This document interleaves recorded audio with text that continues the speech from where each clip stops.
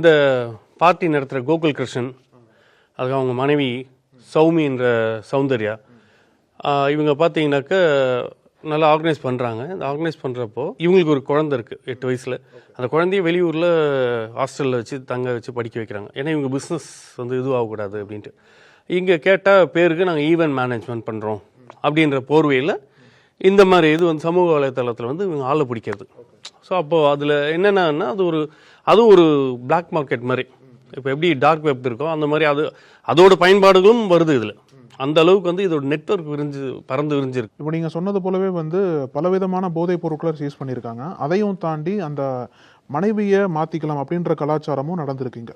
So அதில் என்னென்ன மாதிரி தகவல்களை பகிர்ந்துருக்காங்க இது வரைக்கும் அந்த விசாரணையில்? நமக்கு சோர்ஸ் மூலயமா தான் தகவல் வரும்.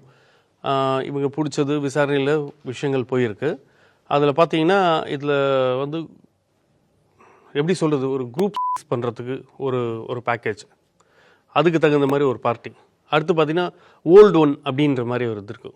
ஓல்டு ஒன் அப்படின்னா இந்த வயசானவங்க இந்த சினிமாவில் பார்ப்பீங்க இல்லையா, ஒருத்தர் இன்னொருத்தரோட உல்லாசமாக இருக்கிறத பார்த்து ரசிக்கிறது, இந்த மாதிரி ஒரு பார்ட்டிகள். 1 டே பேக்கேஜ் அப்படின்ற மாதிரி.